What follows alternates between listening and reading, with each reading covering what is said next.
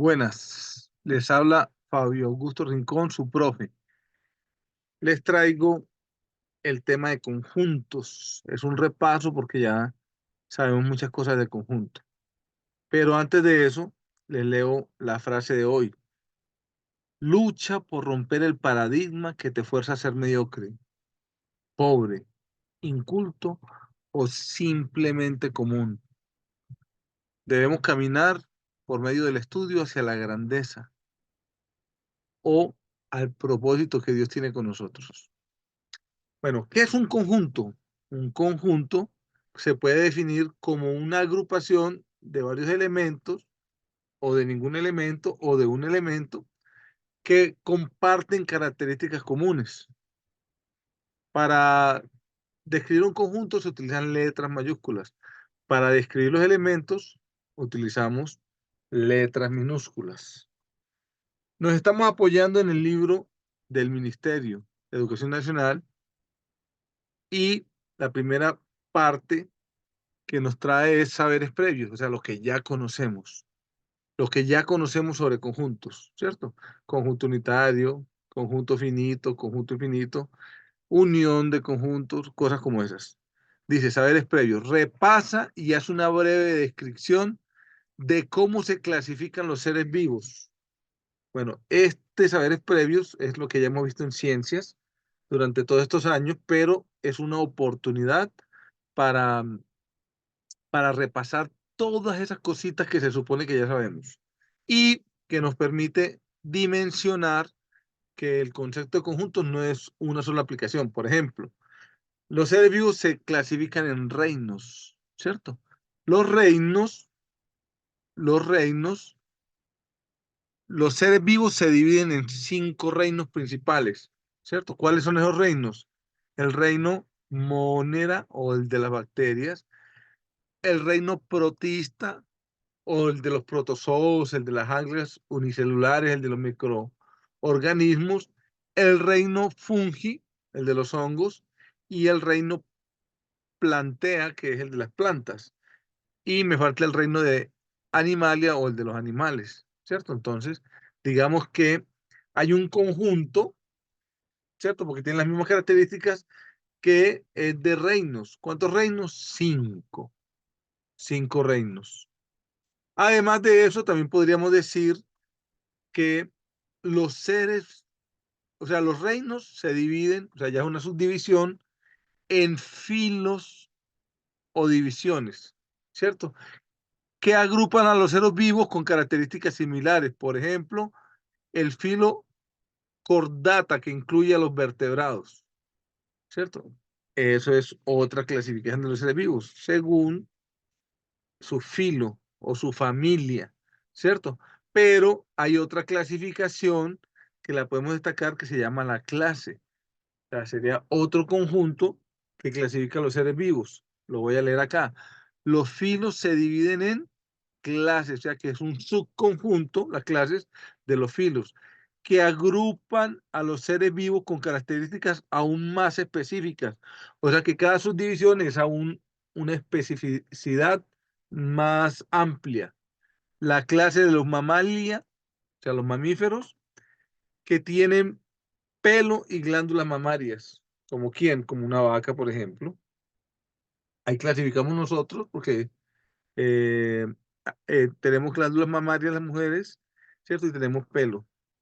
Bueno, además, el orden es una subdivisión de las clases. Las clases se dividen en órdenes que agrupan a los seres vivos con características aún más similares. Por ejemplo, el orden de los primates, ¿cierto? Miren que hay junta primates y simios. Perdón, los primates son simios y junta a los humanos con esa especificidad. Entonces, ese orden todavía se puede dividir mucho más en familias. Los órdenes se dividen en familias que agrupan a seres vivos con características más específicas. Por ejemplo, la familia de los hominidae, ¿cierto? Que incluye a los simios y a los humanos, ¿cierto? Y Esas familias se dividen también en género. Las familias se dividen en géneros que agrupan a los seres vivos con características aún más específicas. Por ejemplo, el género Homo, ¿cierto? Incluye a los humanos modernos y a sus antepasados. Y aún una división aún más específica sería la especie. Los géneros se dividen en especies que agrupan a los seres vivos que comparten características muy similares y que pueden reproducirse entre sí. Por ejemplo, la especie del Homo sapiens, ¿cierto? Del hombre pensante, o sea, de nosotros, los seres modernos, ¿cierto?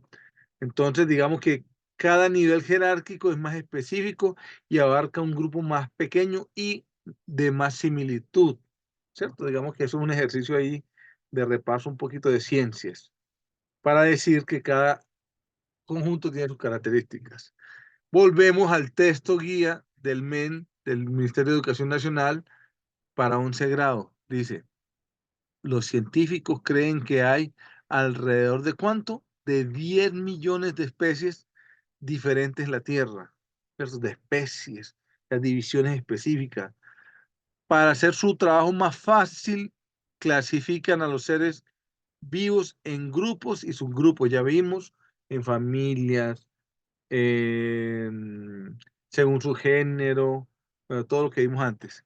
Cada vez más pequeños, basándose en las semejanzas o diferencias de los organismos, ¿cierto? O sea que esa es la definición de un conjunto, es una agrupación de elementos que tienen características semejantes o se clasifican por sus diferencias. Porque si no tiene esta característica, entonces no pertenece a este conjunto. Y nos hace una pregunta, dice, ¿dentro de qué reino se clasifican las bacterias? Ya lo vimos, ¿cierto? Ya lo vimos por acá, ¿cierto? Que, que el reino Monera es de bacterias y de cinobacterias, ¿cierto? Entonces, digamos que en matemáticas, de pronto, la parte transversal nos permite definir este conjunto, ¿cierto? Este conjunto. Entonces, ya aquí es la definición del saber específico de lo que acabamos de repasar, ¿cierto? Pero se supone que esto ya lo sabemos. Los seres vivos pertenecen al reino, perdón, estos seres vivos, lo que es de la foto, ¿cierto? Pertenecen al reino de las bacterias, que se caracterizan, caracterizan en conjuntos de organismos procariotas y que no tienen, de procariotas es que no tienen un núcleo definido, que habitan en todos los lugares del planeta. Mira qué belleza. ¿En dónde está? En todas partes, ¿cierto? En todas partes. Eh, en presencia o en no presencia del oxígeno, o sea que está, mejor dicho, en todas partes, ¿cierto? Digamos que, pero la respuesta específica es que las bacterias se clasifican en el reino Monera, ¿cierto? Vamos para allá. Entonces, todo esto lo dijimos para decir que es un conjunto. Un conjunto se define como la agrupación de varios elementos que compartan características semejantes, ¿cierto? Para denotar un conjunto se utiliza la letra mayúscula y los elementos la letra minúscula. Entonces ahí ya entramos en el tema. Ejemplo, según su envoltura celular, las células procariotas se clasifican en, nos están diciendo la clasificación, GAN negativa, bacteria GAN positiva, arquea y micoplasma. O sea, ¿cuántas clasificaciones hay? Clasificaciones, una, pero ¿cuántas bacterias hay? Cuatro. Entonces, cada bacteria la represento con una letra minúscula. Digamos que esta es la GAN negativa, digamos que esta es la GAN positiva, digamos que esta es la arquea y digamos que esta es la micoplasma, ¿cierto? Y el conjunto de esas bacterias, ¿cierto? Según su envoltura celular, que pertenece al reino Munera, es con una P mayúscula, ¿cierto? Es una P mayúscula. Leamos aquí. En un laboratorio se separó una célula de cada tipo y se denominó A, B, C y D respectivamente y se agruparon en un conjunto P. Para denotar esto, se puede escribir como P, el conjunto de las bacterias según su envoltura celular, ¿cierto? Células procariotas.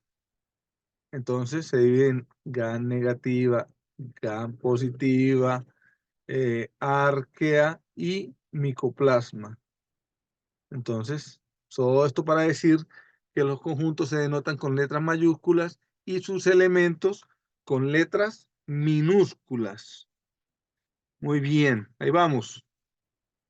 Bueno, clase de conjunto lo, lo hemos visto desde primaria, ¿cierto?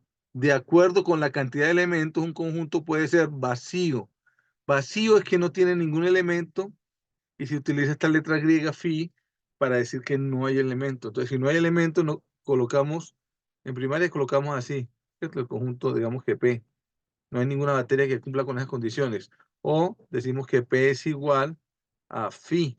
O sea, no hay ningún elemento, ¿cierto? Por ejemplo, un, un conjunto finito es que tiene fin, ¿cierto? Por ejemplo, el de las bacterias, que es A, B, C, D y no sigo. Entonces, como no sigo, se llama un conjunto finito. Finito es que tiene fin.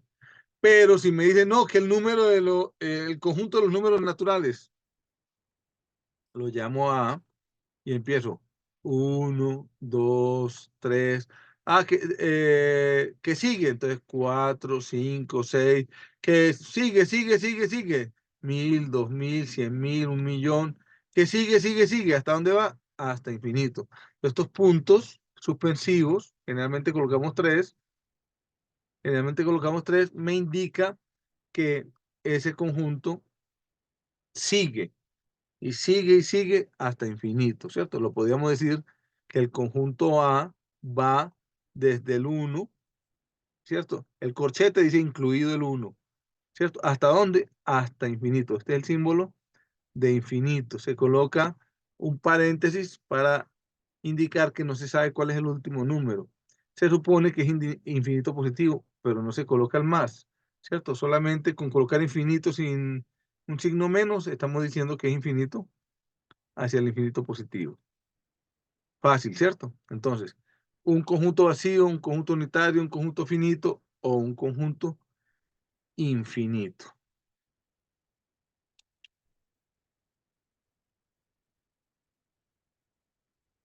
Bueno, ejemplo de todo eso que hemos dicho es muy sencillo.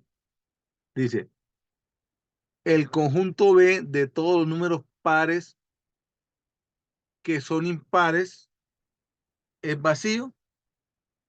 Ahí es una afirmación, ¿cierto? Pero yo pregunto, ¿es vacío? Entonces, números pares, el 2, el 4, el 6, el 8 y va de 2 en 2, ¿cierto?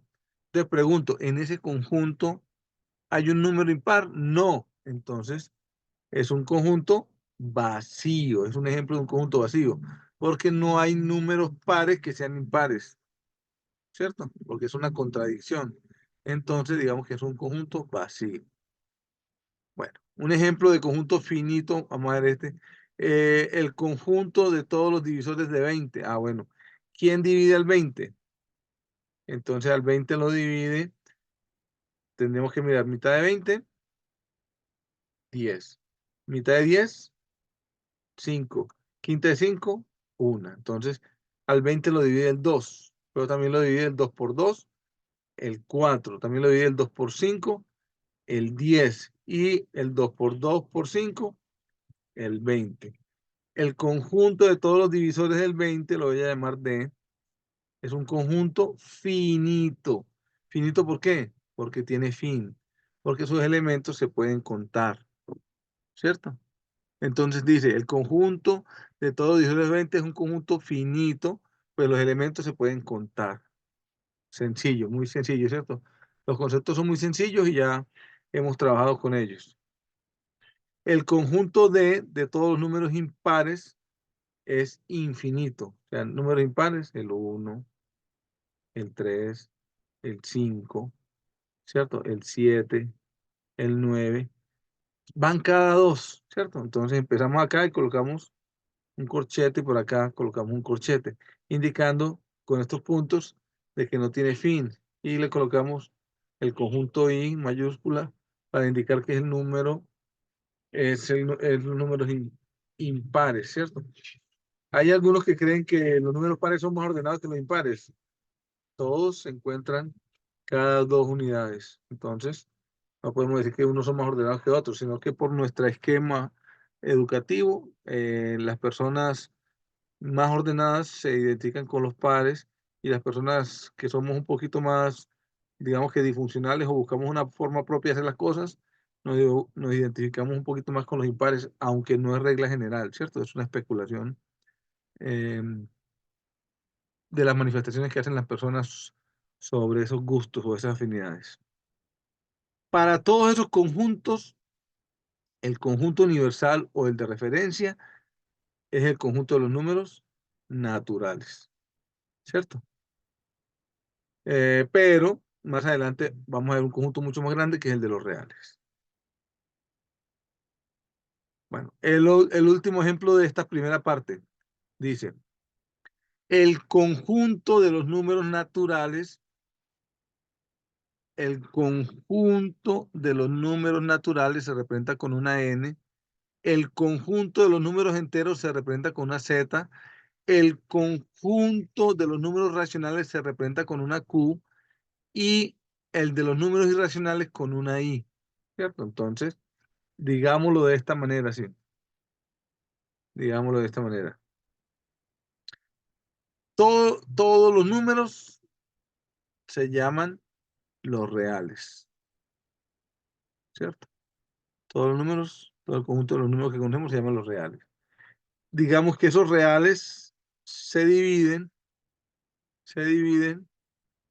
eh, en racionales o irracionales, ¿cierto?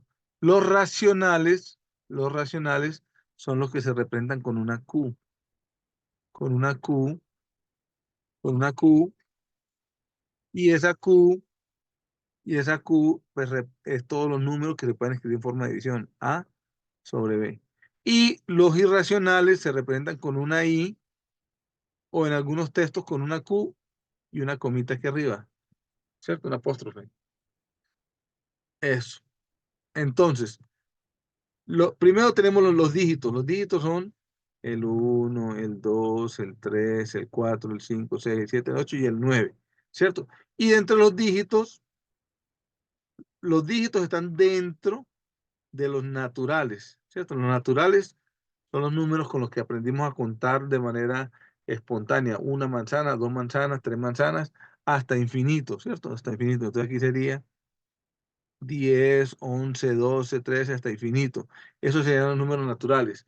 Y después complementamos con los negativos. Menos 1, menos 2, menos 3, hasta menos infinito, ¿cierto? Menos 3 hasta infinito. Esos serían los enteros negativos, ¿cierto? Los enteros con Z, negativos con un menos. Y estos serían los enteros, todos positivos.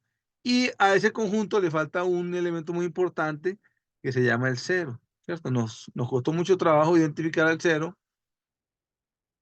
y todos esos son los números enteros, se llama una Z aquí grande. Los números enteros se dividen en enteros negativos, el cero y los enteros positivos. Y todos los demás números que se pueden escribir como fracción o como decimal, 0,6 o 0,60, se llaman racionales, ¿cierto? Por ejemplo, todos los demás son racionales, todos los enteros son racionales, ¿cierto? Porque el 10, por ejemplo, el 10 se puede escribir como 10 sobre 1, o sea, en forma de fracción. Los que no se pueden escribir como fraccionario, ¿cierto? Los que no se pueden escribir como fraccionario, o sea, que no se pueden escribir como fraccionario, son los irracionales, como pi, ¿cierto? Porque es 3,14, 15 y un montón de decimales infinitos, ¿cierto? Como el número E, ¿cierto? como el número áureo, muchos, ¿cierto? Raíz de 2, ¿cierto? Raíz de 3, todos esos tienen decimales infinitos no periódicos. Esa es la definición de un número irracional, es un número decimal infinito no periódico. Entonces, como no se puede nombrar todo, no se puede imaginar exacto. Y entonces es mejor representarlo con una letra, ¿cierto? O así, es mejor decir raíz de 2 que 1,41 y decimales infinitos no periódicos hasta infinito. Bueno, les agradezco esta primera parte de conjuntos. Espero que hayan entendido. Lo hago a modo de repaso lo más rápido posible por el tiempo y recuerden que estudiar nos hará crecer como personas y con el tiempo nos permitirá escalar socialmente.